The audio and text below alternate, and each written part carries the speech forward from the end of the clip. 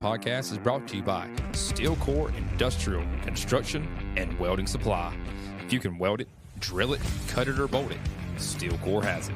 The largest selection of nuts, bolts, welding supplies, and construction equipment in the southern United States, Steel Core has what you need to keep your job going.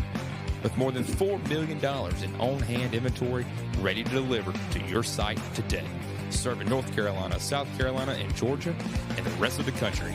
Call 864-764-1599. That's right, call Steel Core today, 864-764-1599. I'm here today with Daniel Allison, the average dude, and the founder of Masterminds Media Network. Brother, thank you for doing this today. Absolutely. Thank you for having me. This is a real deal studio. So I get to play like I'm Joe Rogan or Joe Rogan guest today. So maybe. This is nice, man. Yeah, thank you, man. I've worked real hard to put this together. We've learning a lot along the way, of course. Mm-hmm. This podcast stuff, to do it right, takes a lot of time to figure it out.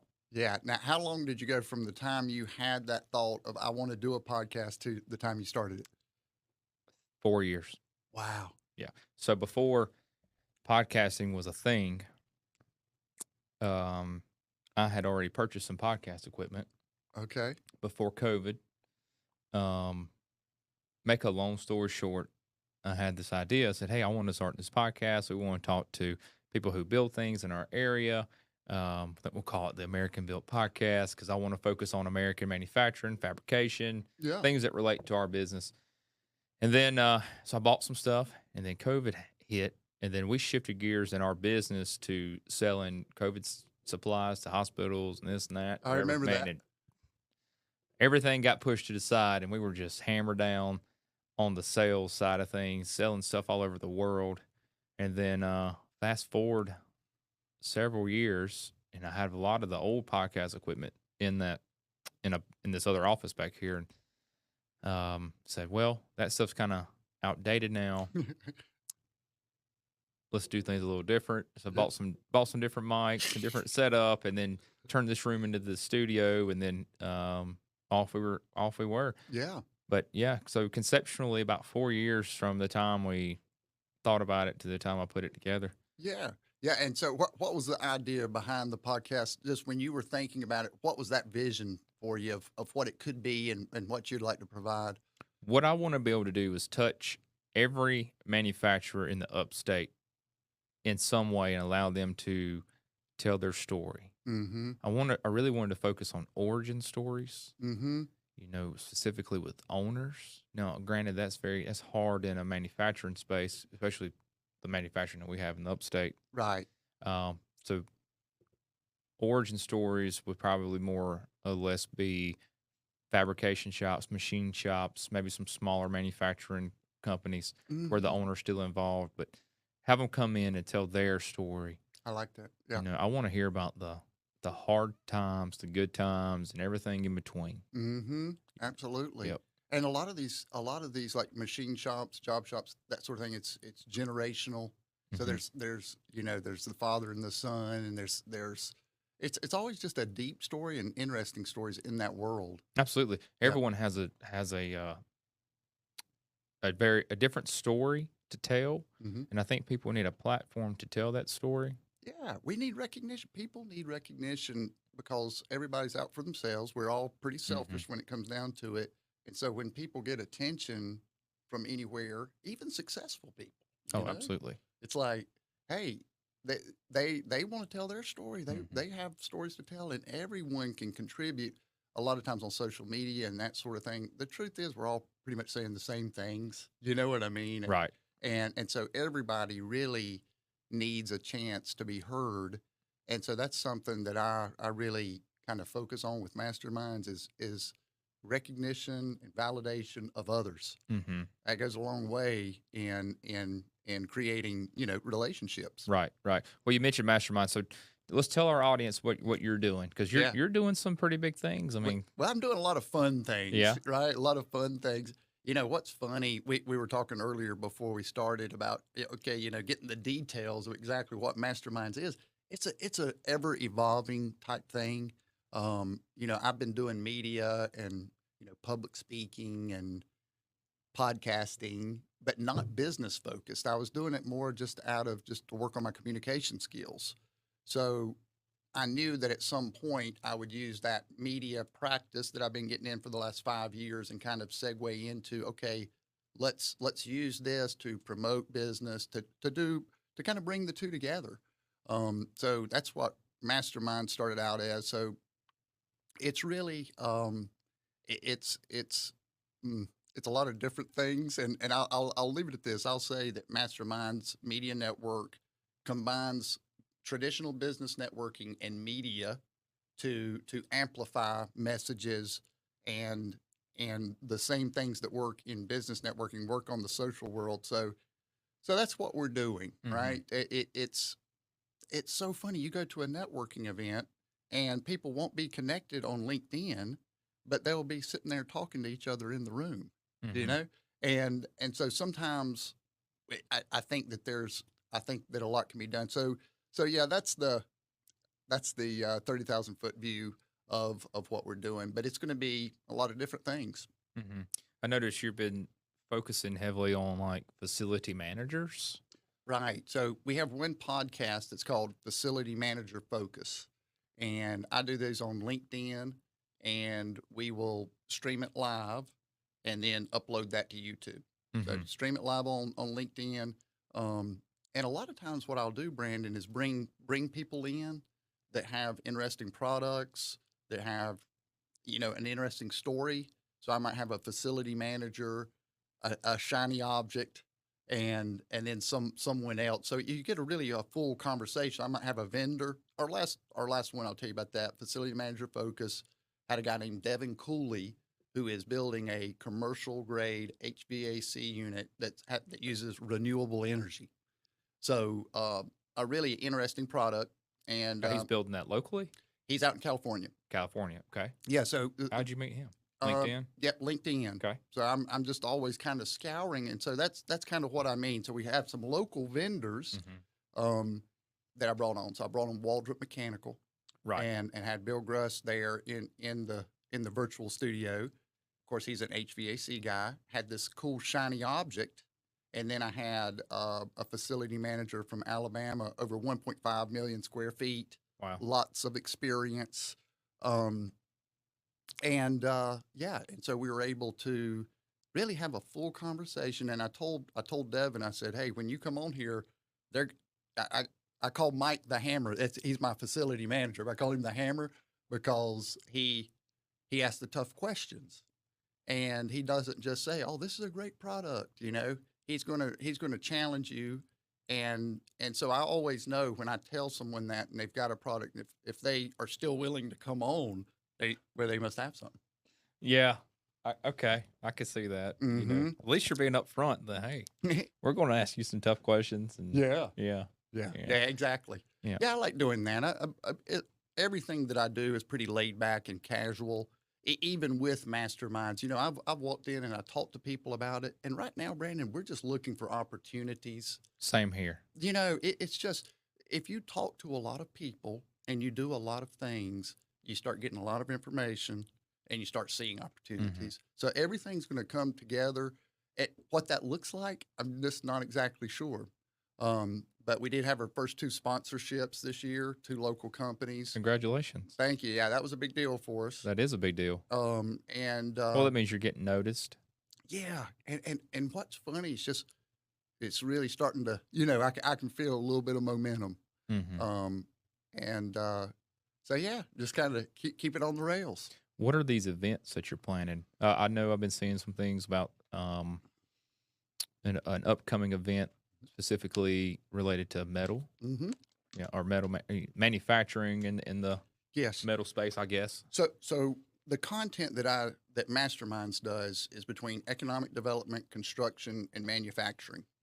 So we cover everything, because we believe it's all connected. And it is. And so what I can do with Masterminds, you can niche down into, say, metal. You can niche down into anything in that big umbrella. And we chose metal because it's it's interesting to me. It's cool, right? And it's got this life cycle of metal, and everything from the mining of the metal to And there's just so much, right? That from the demolition, then back into construction, it's like this rebirth. Right. And so what we're doing is bringing different folks from the metals world into Pronk Studios in Greenville, and these will be folks that have a social presence, so they will be kind of bringing their listeners with them. So I've got a machine shop, or it's a car manufacturing, Jim Carr. He's up in Chicago. He has a podcast, and he talks to other job shop owners, small production shops, and yeah, so he's going to come down. He'll speak there at the event. We've got a guy named John Sacco. He makes industrial equipment. So this is kind of like for the recycling world, and of course scrap metal and that sort of thing. So there's these tie-ins, but it's all in that metals world. And so we'll do that at Pronk Studios. It holds like 50 in the studio, and then we'll stream it we'll stream it live. And so people can use a link. They can buy a link, and then they can watch what happens inside the studio. I got you. That's interesting. I'm interested. That one caught my eye. We own steel core, and steel's the core of our business. Yeah, so, well, there you go. Yeah, I should have caught that. Right. I should. Yeah, well, we do everything to do with a piece of steel, whether you're welding it, drilling it, cutting it, bolting it. I mean, we sell steel. And now your dad rigging. Started the business? So no, he didn't. We're partners. Okay. We started it together in 2013. Okay, nice. Yep. Yeah. I just wasn't sure. I know I've known you for some time, and I said, I can't remember when he started this. So basically, I remember this like it was yesterday. One night, I hadn't got married yet. I was fixing to get married. I was still living at home. And I went to my dad and I said, hey, what if we start our own supply company? I guess I should back up just a little bit. My father ran another supply company for about 25, 30 years-ish. And I started working with Dad when I was in high school. So industrial distribution is all I've ever done. And left there and went to work. Got recruited for a large national firm to work for them. And I left and done the national thing, big. I'm not going to drop any names here. Interesting. Yep, Interesting. I didn't know that. Okay. Yeah. Left those folks for a little while. My dad knew this company well enough to know that I needed to leave quickly because no one stays there. They don't keep employees there. They don't pay them anything. And we're back from the break. So, with you being so involved in manufacturing specifically, what do you see the outlook looking like? South Carolina's growing so fast. Do you see that continuing that pace for a while, or what are your thoughts on where we go in the upstate from here? So let me qualify this statement first. So I do talk to a lot of people, but I'm not someone who has a deep knowledge and understanding of all the things that go into what make economic development work. No, I understand that, but from a salesperson standpoint, what are you thinking? Yeah. So I think that the folks in the upstate of South Carolina have an incredible opportunity. I think that all of the manufacturing, all of the people moving here, just where we are with AI and EV and all of the things that are going on, I think we're in a really good spot, and that anywhere in those waters, construction, manufacturing, and being in this area, we're all in a good place. Oh, absolutely. I believe we're becoming the next Chicago. Yeah. Are you familiar with Project Scout? They're calling it Project Scout down towards Columbia. It's another automotive manufacturing plant. Okay. Yes, Volkswagen electric vehicle. Oh wow. Yeah. It's the largest job site that I personally have ever seen. Wow. How big is it? I don't know how many thousands of acres is cleared. Yeah. Or thousands. Hundreds of acres is cleared, but I can tell you this much: when you pull into the site, you cannot see the wood line on the other side. It's that big. Wow. Yeah. It's incredible. Yeah. It's amazing. I love construction. I love watching the entire process. I think it's amazing. But that's why I really am doing masterminds and following that economic development, construction, manufacturing, because it's just so amazing how everybody's handing the baton to the next person to take Right. that project to the next phase. It's just amazing how it's all connected. Right. Yeah. So it's between Rock Hill and Columbia, kind of. I think it's in Blythewood, which is kind of near Chester ish. So I would see that the development in Chester County, the south side of York County, Rock Hill, all that's going to continue to just explode. I think so too. Just like the BMW plant in Woodruff, so there's going to have to be some additional support factories, I would assume, coming in that area. I would think so. And doesn't that mean that 221 just starts growing and Absolutely. developing, Yep. and neighborhoods come in, and that's what's amazing, and it's fun. I mean, when this much dirt. So I used to work for a grading contractor. I don't know if I told you that. No, I did not know that. Yeah, so I worked for Palmetto Grading and Drainage, and did estimating and business development for them. But living in the dirt world and seeing dirt being moved and then seeing all the different projects going on right now, it's just amazing to see, because when people are moving dirt, things are getting ready to happen. That's right. Things are being built. Yeah. So yeah, it's a good sign. It is. My problem is, it's not really a problem, but it's something that I think that needs to be addressed in the manufacturing space. Well, I guess with our state, probably more state legislature type deal, is we bring in these big companies. I think you'll appreciate this. We bring in these large companies into our communities. We give them tax breaks and so forth and incentives. But then we don't require that a certain percentage, or maybe we need to require a greater percentage of work to be done by local contractors. One of the things I noticed on the Volkswagen plant down there is most everyone's from out of town. There's a few local companies. Few. One of the largest contractors out there is from Michigan.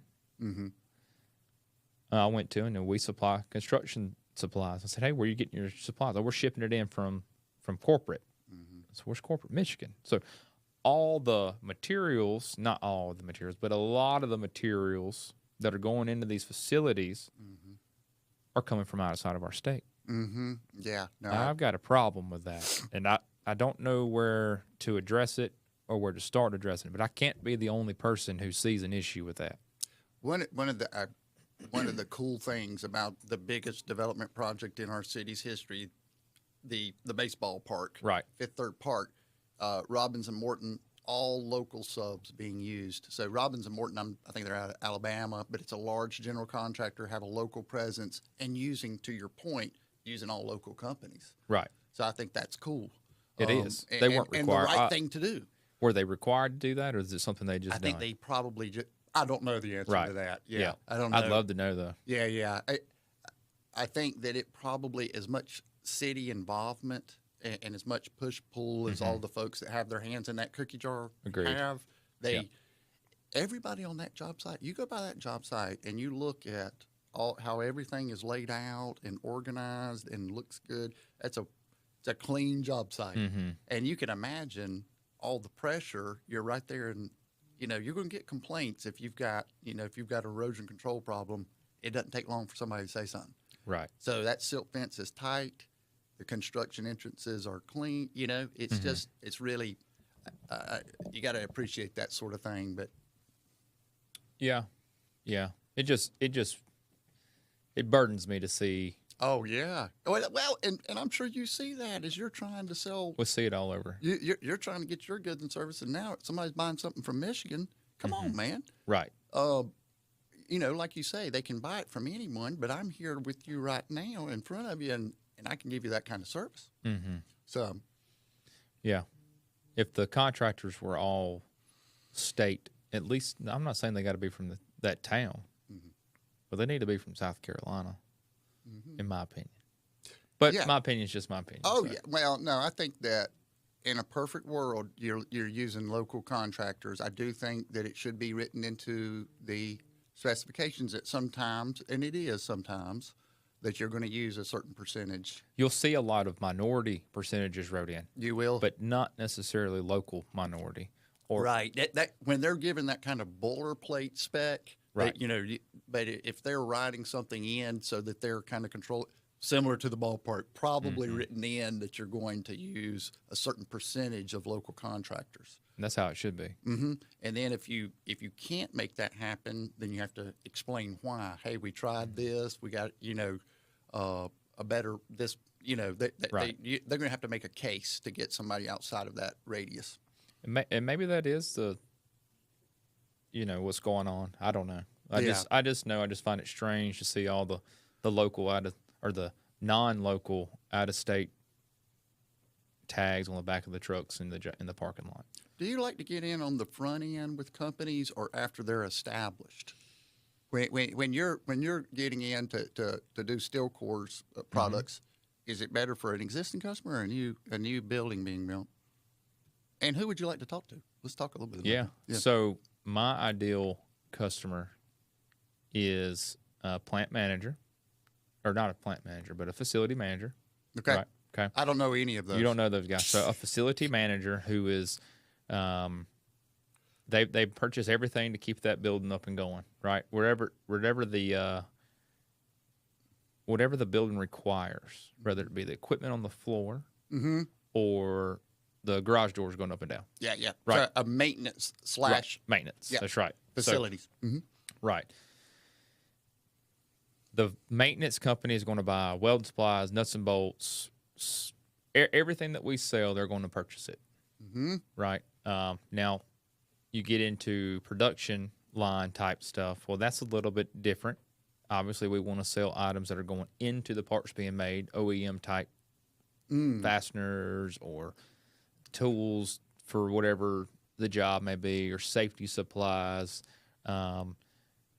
That is for an existing customer. Right. Now, before the building's built, obviously, all the subs are buying everything that we sell. The plumbing and the HVAC guys are hanging ductwork and water line and all that, and they're buying strut and threaded rod and pipe hangers, and they're welding pipe and they're buying pipe and they're doing it all. So that's construction is a really big deal for us. I see. The disconnect for me is getting in touch with whoever the people at I'm losing my train of thought. Not losing my thought. I'm losing my words here. Hey, I've been there. I was there earlier Yeah. in this conversation. The disconnect for me comes from trying to find a person inside a facility to talk to. I struggle getting to those people. That's interesting. So I'll give you a little bit more on masterminds and our thinking on what good networking is. So oftentimes networking is just a bunch of salespeople. It's salespeople with different companies with different products, and we're going to try to work together. And that there is some value in that. What's even more valuable, everyone needs a network. So even those people within plants and facilities, if they were to lose their job, they need to have relationships. They need to know people outside of their vertical, outside of their niche. So really, networking is for people. It's a people thing. It's kind of like church. It's reciprocation. Right. So we want to bring many people together, validate, recognize. Get them into that reciprocity. How can we help? Because everybody can benefit from having these new relationships, and everyone can take from it what they need. Some people just need new business contacts. Some people a facility manager might come because he wants to meet other facility managers and compare notes. He wants to meet great vendors. And it's amazing when facility managers and salespeople get around each other for an extended period of time, then real relationships happen, trust happens, and then everything becomes simple. But we need everybody in the same room because, to your point, if I can't get to the plant manager, I want to talk to the person in HR that's talking to him, you know. And okay, she's at a network, and again, it doesn't matter what role. She's going to have information from conversations with him that could be helpful. Mm-hmm. Sales and business development, it's like a spider web, your network, and when you see an opportunity, very rare does somebody call and say, hey, somebody wants to buy HVAC services from me. It's just information, and I say, oh, there's an opportunity. So I'm at the point where I think, hey, forget about all the different, networking used to be a part of sales. Networking is your business development. Your network is your sales plan. Now, it's going to take sales skills to actually make things happen. So I hear about an opportunity. Well, I've got to go out there. I've got to walk in the door. I got to swing the bat. Right. So, but we need that network. It's all, to your point, it's relationships, it's information, it's proximity, it's energy. Mm-hmm. It's these things are what's going to help us know about opportunities. So when you are reaching out to these facility managers, how are you getting past the front door? It's easy for me to walk into a fabrication shop where an owner is available or a buyer is available. Mm-hmm. It's not easy for me to walk into a manufacturing facility, and nowadays, majority of these places don't even have a receptionist. They just have a phone. Mm-hmm. The phone in the lobby. You're just trapped. Yeah, there's nowhere for you to go. And then if you don't know someone at your network who knows someone, it's practically impossible to reach those people. Very, very. You need to make prospecting calls. What we don't need to do is be selling something on that call. Don't go into that thinking you're getting ready to sell something. The win is having a conversation. Mm-hmm. You just need to be on his radar and make it completely about whoever you're going to see, whether it's about the company that they work for. Oh, this is an awesome building. You want to make it about them, because what's annoying about salespeople is it's like, hey, I mean, if we're home on a Saturday and somebody comes with any product, it's a vacuum cleaner. I don't want to talk to this person. Nope. I mean, get away from here. And that's what's happening to them. Then the salesperson takes it personal. Then they try to make a hard sell and they says, get out of here. And then you never talk to them again. That's not what we're doing here. Right. We just want to talk to this person. And even if I just talk about him, it's better than not talking to him. Mm-hmm. So I look for things that they might want to talk about and look for ways to bring value. And that's an overused thing. So it's not, they can find any information out there if they really wanted to go find it. But sometimes if you can deliver an experience where, your personality delivering the message, or if you lift up their day, it's the halo effect. That's right. Yeah, if I feel better when you leave, I like that guy. Absolutely. We talk about the customer experience here at Steel Court all the time, and we get more and more customers because of that experience than anything else. We get more customers because our competitors are so bad at the customer experience that they are driven here. Yeah. And we get that all the time. If someone comes in here every week that says, hey, I was just at so-and-so's place, and I don't care to ever go back there. You people are so friendly, so kind, and they, great pricing, great delivery. I want you to take up this new, our business is so diverse in the product offering. Majority of companies either A, do nuts and bolts, or B, do welding supplies, or sell steel or pipe, or whatever it may be. We do all of that. So it's rare that you have every segment of someone's business. But we are getting more and more and more. Oh, that's interesting. Of everyone's business. Not everyone's business, but all the product groups that they buy that we offer. That's fantastic. And that happens when you're providing good customer service. Correct. So, yeah, I mean, that's really where you could hang your hat, right? It is. I mean, because at the end of the day, like you say, I think one of the things that I've noticed here recently, that if you think you've got to be sold yourself on what it is that you're doing. So if there's any ambiguity in, do I really believe that this is the right solution or that we're the right company, and then we try to talk about our technicians or our product or this. At the end of the day, do you like me? I mean, at the end of the day, this is what the price is. It's in the ballpark. I'd rather you buy it from me than somebody else. And why are you going to do that? Because I'm going to answer the phone and talk to you. That's true. And if you don't like talking to me, then you probably ought not buy it from me. Agreed. Yeah. So, yeah. Well, since we're on the topic of sales, we are in an interesting, not to get political. Oh, gosh. Okay. But we're going to. We are going to. We're in a very interesting period. In every elections year, we go through this sales cycle of everyone's talking about it.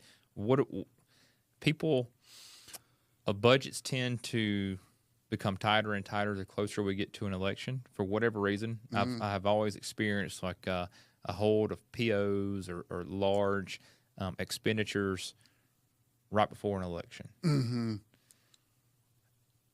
I feel like this election, I'm already starting to see it.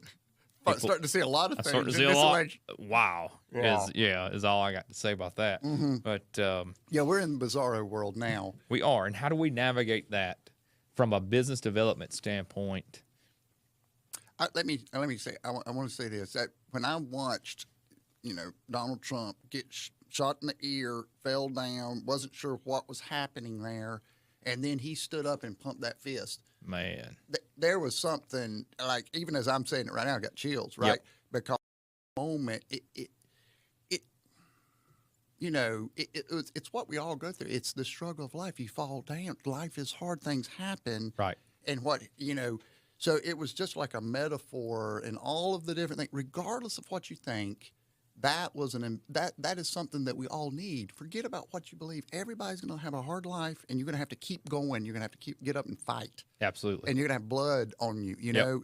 So it did, some of the people, it was staged. Of course, I don't believe it was staged at all. But what I think is the reason that it may look that, because that's exactly what we needed.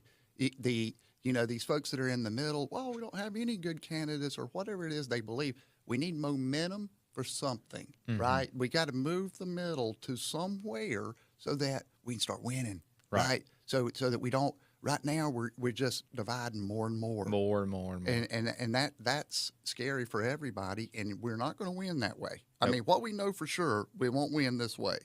So I think it was the best thing that could happen, actually, because when he went down and he stood up like that, I started doing push-ups. I'm an excitable person. It was pretty wild, wasn't it? It was, because it was emotional, right?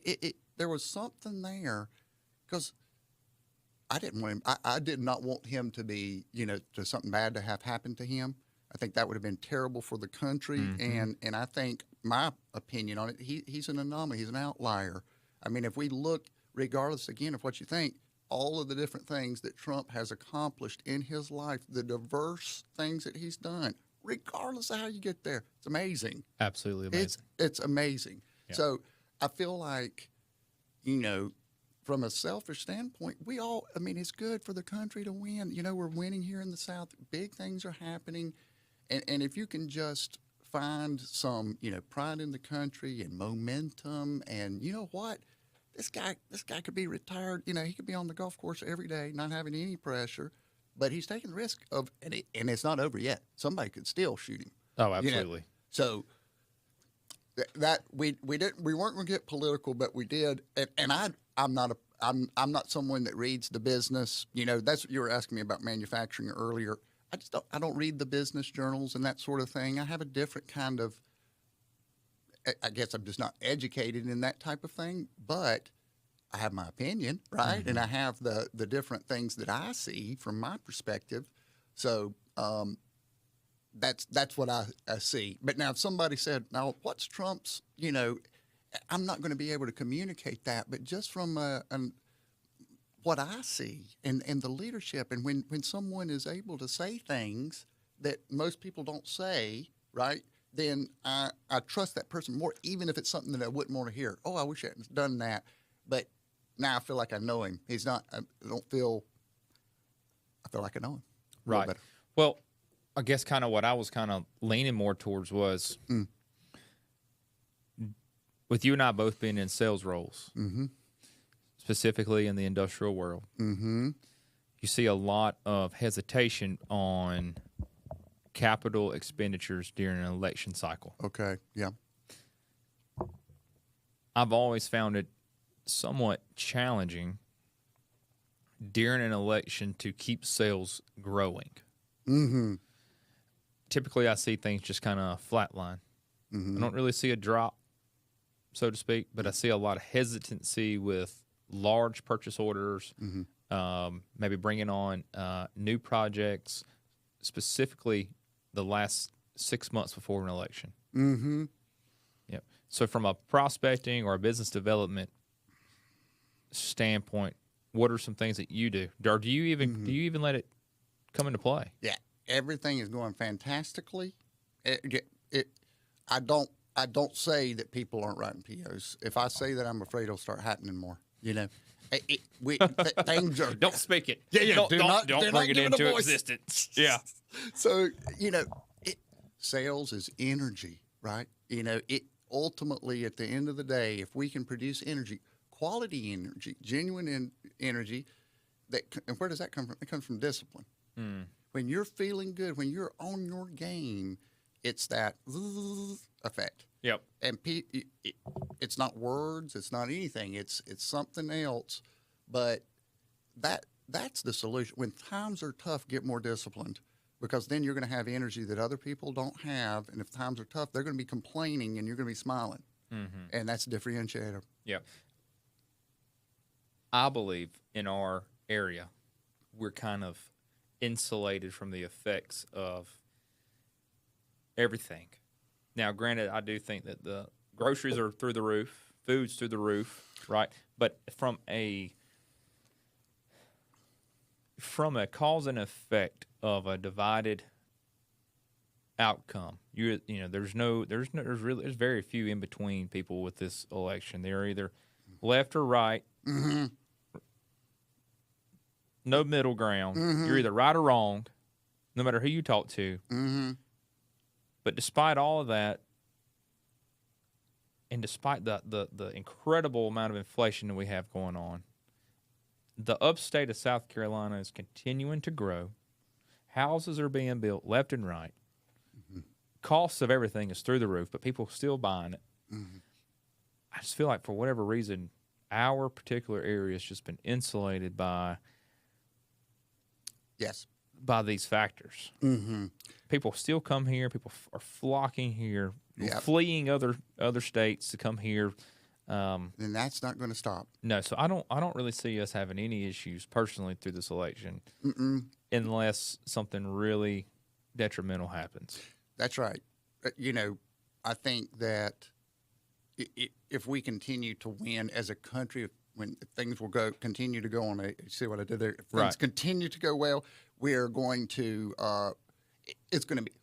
we're in the best spot either way, right? So even if things are not going well, this area will do well. To your point, it's still going to be. So I did, I kind of bashed our state legislature a little bit with the fact that we do have some outside contractors coming out of our state. But I will say that our state has done a very good job of bringing new business development to our state. Our state's winning. Comparably to other states, our state is winning. Yeah. We're winning big time.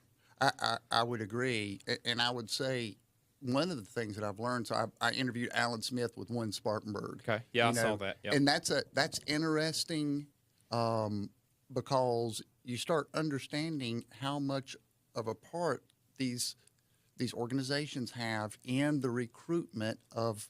It's such a big deal. I didn't understand that. I didn't really understand how these organizations would attract these companies to an area with different things that they're doing, and so that's been interesting. What are some things you've learned? So one of the things that Alan told me is that we need more educated. So we need office. What downtown Spartanburg needs is a big office that has that kind of, white collar type of educational level. Well, we might say, right? And Why does he feel that way? you need some downtown workers to Downtown workers. Yes. Yeah. So I think, and again, now I'm just taking one thing he said. Right. And, yeah. So I don't put words in his mouth. He's mostly with the city, Spartanburg, right? Yes. Yeah, I could understand that point of view. Well, he's with what I would say. Let me say it like this: the part of getting companies to come to your area, they look at all the facts. It's just like if you're buying a house somewhere, what's the school system? And I'm doing this the average dude way because I'd never been in these waters. So, but you look to see what area is it in, what school, all that sort of thing. And one of the things that they look at is, okay, how many available workers are that could handle this job? That might be an engineering job. That might be something that's going to require a certain level of education. Right. That is a factor in, so they need to retain more of the Walford kids that graduate, right? We need to retain them instead of them taking jobs elsewhere. We need to have them, we need to have them close by. The chamber doesn't have any real power, but it is powerful at the same time. It's influential because they know everyone and they're able to swim around with different local. Do you go to any of those chamber meetings? I go to some. Do you? Yeah. I've never partook in any of those. So. I went to like some coffee and conversations, and I really want to do more. I think there's growth when we go meet people, talk to people. If you're in sales, you need to be, I don't know if I'll get any value. You need to go. What else are you going to be doing? Go have a conversation, meet people, shake people's hands. That's what you do. And so there's always going to be benefit in going and shaking hands and having conversations with people at things like that.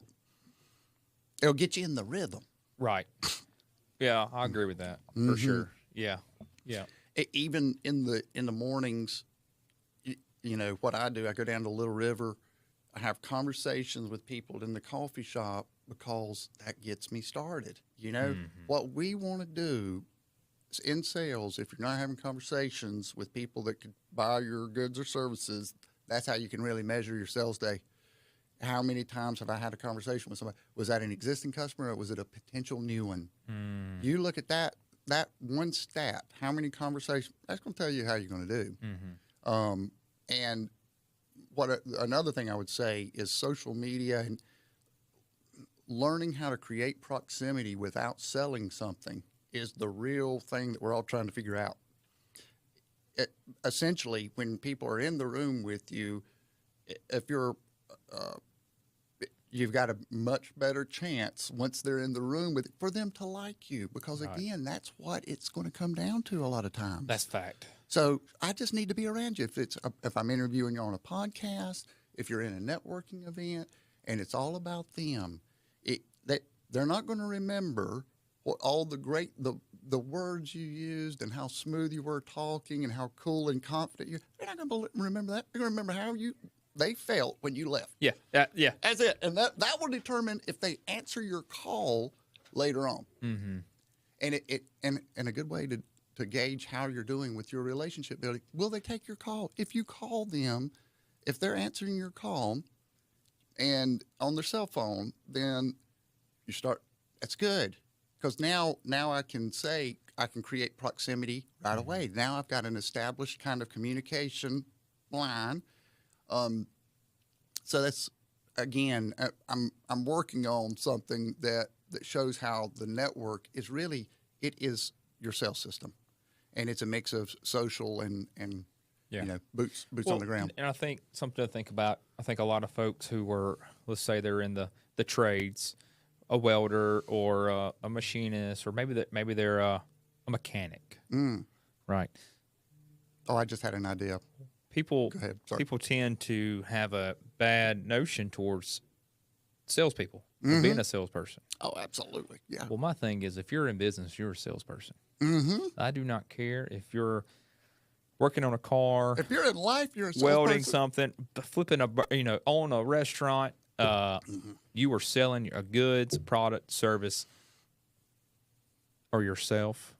If you're in media, whatever, you know what I mean? You are selling something Absolutely. all the time. All the time. Yep. You're definitely in sales. And I just, as you were saying that, it popped in my head. Sorry. I think it would be cool, for you, the people that are using your products, the welder, he's got a story. Absolutely. And the guys that are actually using the equipment. So one of the things I've been doing, walking construction sites and looking at just that, right? The different personalities that are driving the equipment, that are operating the construction equipment, they're doing all those things. And so there's stories everywhere. They are. And they need recognition too. My goodness, those are some talented people, hardworking people.